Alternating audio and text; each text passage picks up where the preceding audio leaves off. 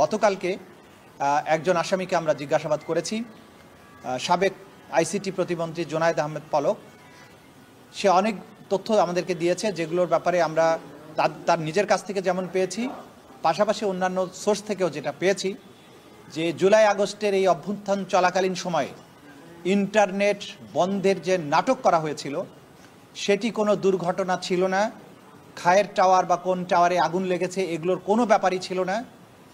সেখানে সে স্বয়ং স্বীকারোক্তি দিয়ে বলেছে বা নিজে স্বীকার করেছে যে এই ইন্টারনেট তদানীন্তন প্রধানমন্ত্রী এবং এই মামলাগুলোর প্রধান আসামি শেখ হাসিনার নির্দেশে সরাসরি প্রধানমন্ত্রীর কাছ থেকে নির্দেশনা আসার পরে তথ্য প্রতিমন্ত্রী নির্দেশ দিয়ে আইআইজি ইন্টারন্যাশনাল ইন্টারনেট গেটওয়ে, এই গেটওয়েদের একটা হোয়াটসঅ্যাপ গ্রুপ খোলা হয়। সেই গ্রুপে সরাসরি নির্দেশ দেওয়া হয় ইমিডিয়েটলি ইন্টারনেট শাটডাউন করো, এবং তাদেরকে এটা এনশিওর করতে বলা হয় যে করার পরে আবার জানাও যে ইট ইজ ডান। এই তথ্যগুলো আমরা বিভিন্ন সোর্স থেকে পেয়েছি, সেগুলো যাচাই বাছাইয়ের জন্য সেই সংশ্লিষ্ট আসামিকে আমরা জিজ্ঞাসাবাদ করেছি, তিনি এটা সত্যায়ন করেছেন।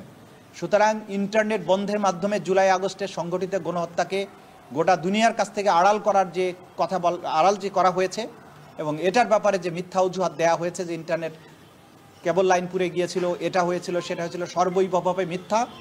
সম্পূর্ণ প্রধান যে নিউক্লিয়াস শেখ হাসিনা, তার নির্দেশে, তার পরবর্তী কমান্ডার জোনায়েদ আহমেদ পলকের পরবর্তী নির্দেশে এই ইন্টারনেট প্রোভাইডার যারা আছে, বিটিসিএল আছে এবং বাংলাদেশ সাবমেরিন কেবলস পিএলসি, এরাও চিঠি দিয়ে জানিয়েছে যে তারা কার কার নির্দেশে এটা বন্ধ করেছে।